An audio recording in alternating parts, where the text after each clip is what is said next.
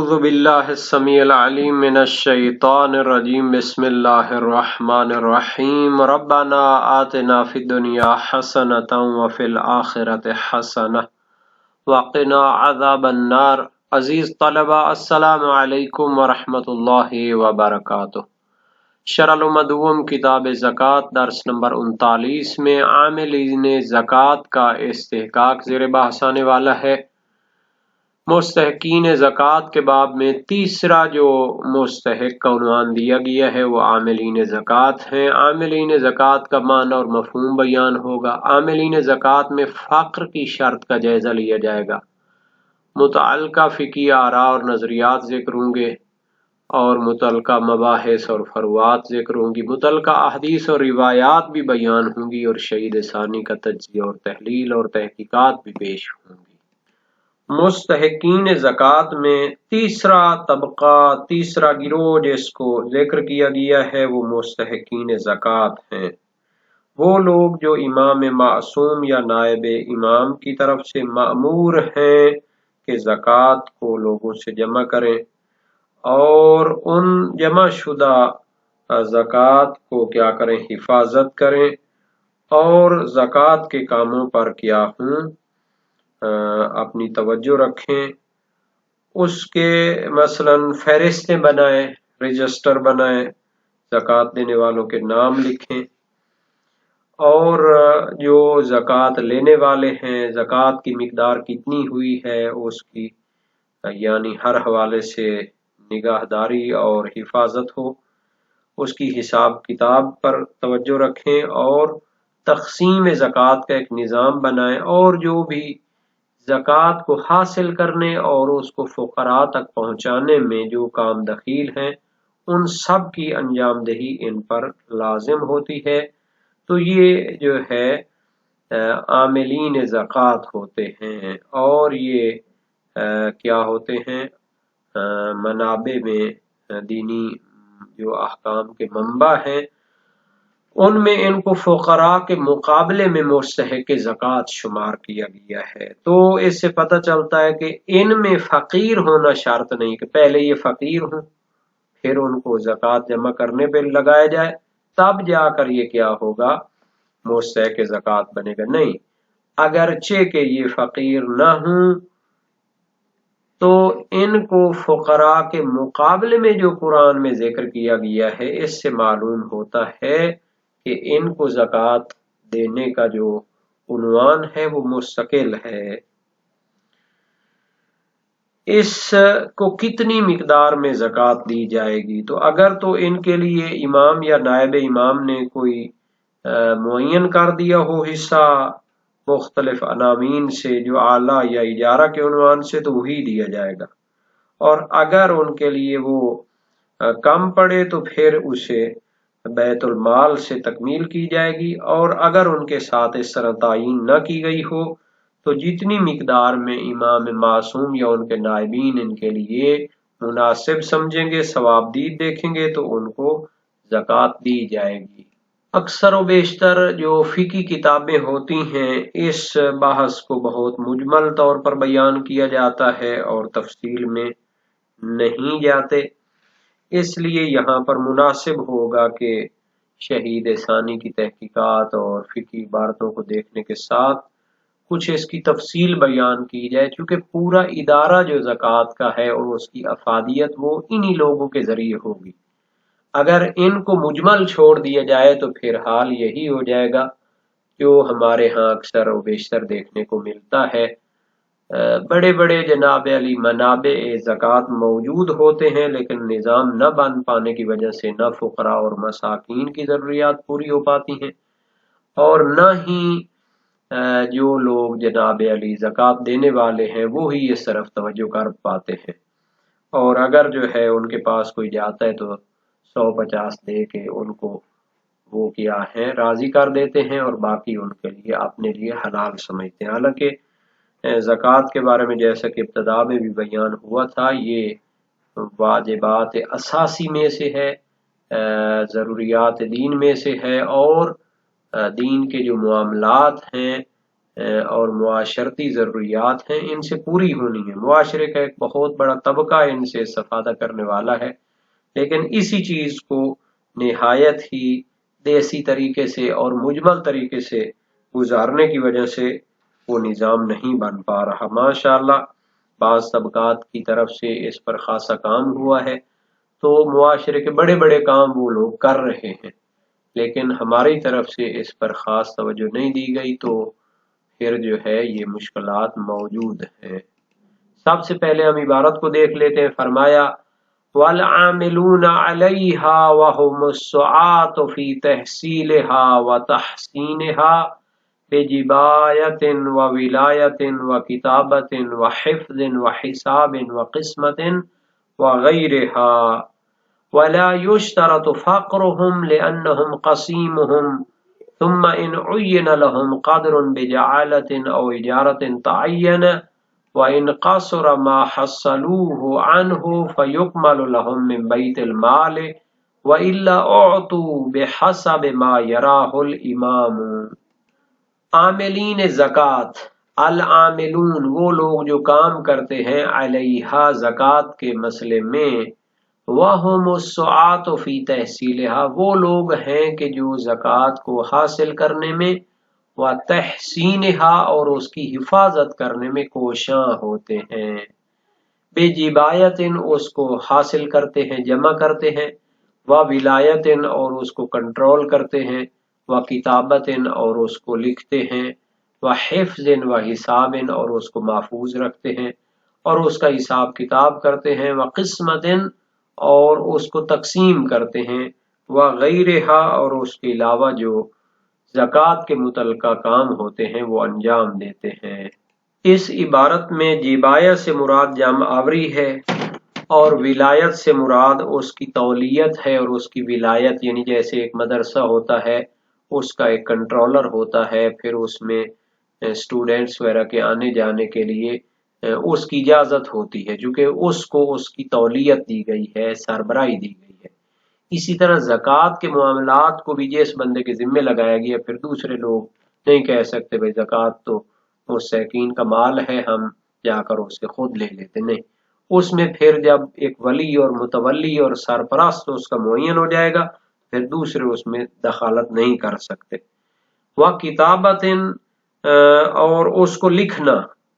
اچھا، تولیت میں ایک اہم چیز آ جاتی ہے کہ زکوٰۃ کے جو عاملین ہیں ان کی بھی اس نے جو ہے نا جی باز پرس کرنی ہے اور ان کی رسیدگی کرنی ہے۔ کتابت یعنی اس کو لکھے اور تفصیلات اس کے رجسٹر بنائے، ان کی جناب فہرستیں بنائے۔ وحفظ اور اس کو محفوظ کرے، اس کے سارے معاملات کو محفوظ کرے، ضائع نہیں ہونا چاہیے۔ وحساب اور اس کا حساب کتاب کرے، وتقسیم اور فقراء میں تقسیم کرے، اور اس کے علاوہ جو کام زکوٰۃ کے معاملے میں مدخلیت رکھتے ہیں اس کو جمع کر کے فقراء تک پہنچانا۔ پس عامل زکوٰۃ وہ شخص ہے جو ان کاموں میں سے کسی ایک پر مأمور ہو تو اسے زکوٰۃ دی جا سکتی ہے۔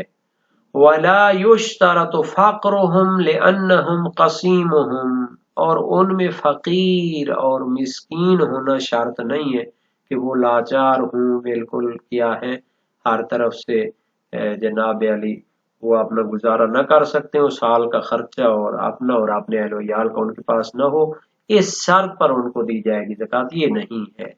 لِأَنَّهُمْ قَسِيمُهُمْ چونکہ قرآن کریم میں ان کو کیا کیا گیا ہے، فقراء کے مقابلے میں مستقل ایک شمار کیا گیا ہے عنوان مستحقین زکوٰۃ کے طور پر۔ اور یہ جو لفظ سعات تھا یہ قضات کے وزن پر ہے، جیسے قاضی کی جمع قضات ہوتی ہے، ساعی کی جمع سعات ہوتی ہے، یعنی کوشش کرنے والا۔ اس کو کتنی زکوٰۃ دی جائے گی؟ فرمایا ثم ان عین لهم قادر بجعالة او اجارة تعین، اگر ان کے لیے معین کر دی گئی ہو ایک مقدار، بجعالة جو اعلیٰ اور اجارہ میں کیا فرق ہوتا ہے؟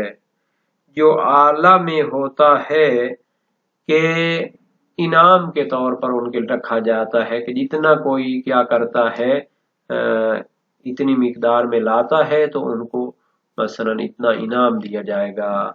اور اجارہ میں یہ ہوتا ہے کہ ان کو مزدوری کے عنوان سے دیا جاتا ہے، جتنا کوئی مثلا جمع کرتا ہے تو ان کو اتنی مزدوری، فلاں جگہ سے جو لاتا ہے اس کو اتنا دیا جائے گا، فلاں جگہ سے جو لاتا ہے اس کو اتنا دیا جائے گا. تعینہ تو پھر وہی مقدار ان کے لیے معین ہو جائے گی، اس سے کم نہیں کر سکتے. جو اعلیٰ کا معنی ہے کہ جو شخص زکوٰۃ کی جمع آوری کرے گا تو اسے اتنی مقدار زکوٰۃ دی جائے گی. اور اجارہ کا معنی یہ ہوگا کہ مزدور کے عنوان سے جو بندہ زکوٰۃ کی جمع آوری میں کوشش کرتا ہے تو اس کو اتنی جو ہے اجرت کے طور پر، مزدوری کے طور پر زکوٰۃ دی جائے گی. تو یہ مقدار معین ہو جائے گی. وَإِنْ قَصُرَ مَا حَصَّلُوهُ عَنْهُ، اور اگر ان کو جو حصہ زکوٰۃ کا دیا گیا ہے وہ انہوں نے جمع کی، اور بعض شارحین نے ان کو وصلیہ قرار دیا ہے، اگرچہ کہ کم ہو ما حصلوہ عنہ، جو انہوں نے زکوٰۃ جمع کی ہے، عنہ اس مقدار معین سے وہ کم ہو، تب بھی ان کو جو مقدار کہی گئی ہے وہ ملنی ہے. فَيُكْمَلُ لَهُم مِّن بَيْتِ الْمَالِ، اس مقدار کو پورا کرنے کے لیے بیت المال سے ان کو زکوٰۃ دی جائے گی. چونکہ ان کے لیے جو اجارہ یا جو اعلیٰ معین کیا گیا تھا وہ تو انہوں نے کوشش کی ہے، اب آگے زکوٰۃ دینے والوں نے جتنی ان کو دی وہ پہنچ گئے. اب اگر کیا ہو جائے وہ مقدار کم ہو جائے تو پھر اس کو پورا کرنے کے لیے بیت المال سے استفادہ کیا جائے گا. وَإِلَّا أُعْطُوا بِحَسَبِ مَا يَرَاهُ الْإِمَامُ، اور اگر ان کے لیے مقدار معین نہ کی ہو امام معصوم نے یا نائب امام نے، تو ان کو دیا جائے گا جو ثواب دید ہو امام معصوم کی یا اس کے نائب کی. تو جتنی وہ مصلحت دیکھیں گے اس کی ضرورت کے مطابق یا اس کی محنت کے مطابق یا اس کی کوشش کے مطابق وہ اس کو دیں گے. عاملین زکوٰۃ کا مستحق ہونا تو نص قرآنی سے ثابت ہے، اور اس پر بہت سی روایات بھی دلالت کرتی ہیں. آیت کو یہاں پر ایک مرتبہ پھر ہم بیان کر دیتے ہیں. قرآن کریم میں فرمایا انما الصدقات للفقراء والمساکین والعاملین علیہا. تیسرا جو عنوان ہے جو مستحقین زکوٰۃ میں قرآن نے شمار کیا ہے وہ عاملین زکوٰۃ ہیں، سورہ توبہ آیت نمبر 60 میں. تو ان کے بارے میں گویا کہ کہا جا سکتا ہے کہ یہ متعلقہ کام اور دوسرے کام جو عاملین زکوٰۃ شمار کرتے ہیں ان کے لیے جو اعلیٰ یا اجرت کے طور پر زکوٰۃ میں سے لینا جائز ہے، جو حاکم شرعی یا نائب امام ان کے لیے معین کرتا ہے. اور ان کا فقیر ہونا بھی شرط نہیں، چونکہ وہ آیت قرآنی میں فقراء کے مقابلے میں مستقل عنوان سے پیش ہوئے ہیں. اور ان کے لیے جو اعلیٰ یا اجارہ جو معین کیا جائے گا تو وہ معین ہوگا، ورنہ امام معصوم ان کے لیے جتنا ثواب دیکھے گا ان کو دے گا.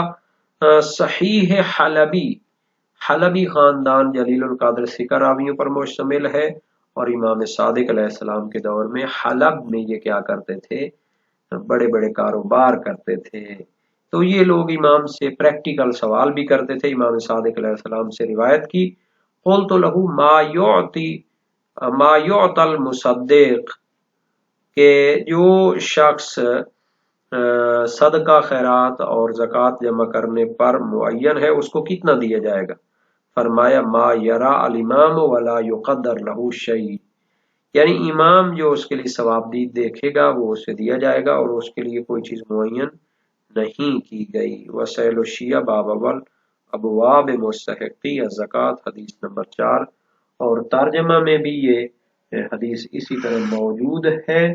ترجمہ وسائل الشیعہ جلد 6 صفحہ 134 حدیث نمبر 4 میں یہ موجود ہے، یہ امام کی ثوابدید پر ہے اور اس کے لیے کوئی مقدار معین نہیں ہے۔ فروع کافی میں بھی ہے، تہذیب الاحکام شیخ طوسی میں بھی ہے اور مقنع شیخ مفید میں بھی ہے۔ یہاں تک مصدق اور عاملین زکوٰۃ کے متعلق احادیث کا تعلق ہے تو اس کی قدر تفصیل کی ضرورت ہے، بہار میں کتب اربع وغیرہ میں دیکھی جائے۔ نہج البلاغہ میں تفصیل کے ساتھ موجود ہے۔ الغارات ایک کتاب ہے، اس میں جلد 1 صفحہ 126، جلد 2 صفحہ 463 اور 723 میں تفصیل موجود ہے۔ امام امیر المومنین نے جو اپنے مصدقین یعنی کہ عاملین زکوٰۃ کو جو خط و کتابت کی ہے، بہار میں باب کتب امیر المومنین و وصایاہ الی عمالہ، امیر المومنین علیہ السلام نے جو خطوط اور لیٹر لکھے ہیں، آفیشیل لیٹر لکھے ہیں جو اپنے عاملین زکوٰۃ کو، ان کو ذکر کیا گیا ہے۔ نہج البلاغہ میں یہ وصیت موجود ہے تفصیل کے ساتھ۔ اصل میں یہ کافی شریف جلد 3 صفحہ 536 میں موجود ہے۔ پورا باب ہے، باب ادب المصدق، یعنی عاملین زکوٰۃ کے آداب کے بارے میں مستقل عنوان ہے اور اس میں کافی حدیثیں موجود ہیں۔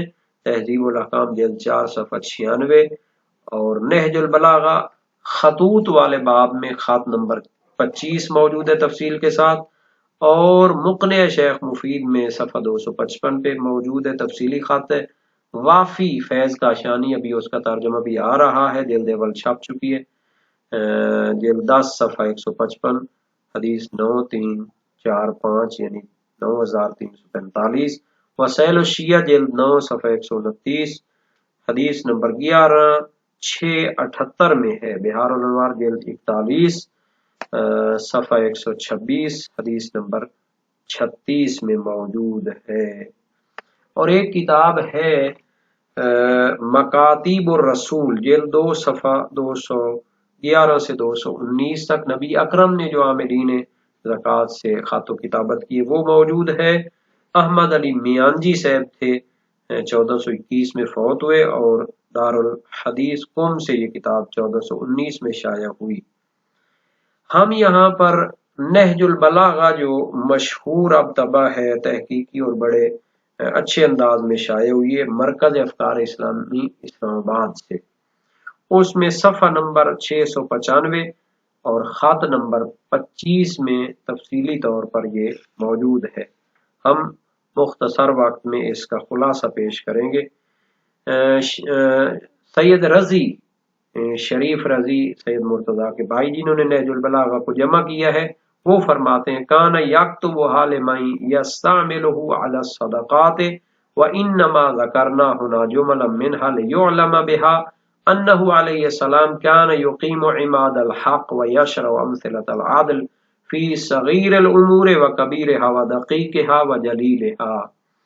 جن کارندوں کو زکوٰۃ و صدقات کے وصول کرنے پر مقرر کرتے تھے ان کے لیے یہ ہدایت نامہ تحریر فرماتے تھے، اور ہم نے اس کے چند ٹکڑے یہاں پر اس لیے درج کیے ہیں کہ معلوم ہو جائے کہ آپ ہمیشہ حق کے ستون کھڑا کرتے اور ہر چھوٹے بڑے اور پوشیدہ اور ظاہر امور میں عادل کے نمونے قائم فرماتے تھے۔ تو یہ ایک طولانی خط ہے، ہم اس کے چند نمونے پیش کریں گے۔ کہنے کا مطلب یہ ہے کہ اس چیز کو زندہ کرنا چاہیے، عاملین زکوٰۃ کے سسٹم کو محکم کرنا چاہیے تاکہ جو زکوٰۃ دینے والے ہیں ان کا واجب بھی ادا ہو، جو زکوٰۃ دینے والے مستحقین ہیں ان کی مشکل بھی حل ہو۔ اور وہ کب ہوگی؟ جب اس کا نظام بنے گا، مفصل اس کے لیے کام ہوگا۔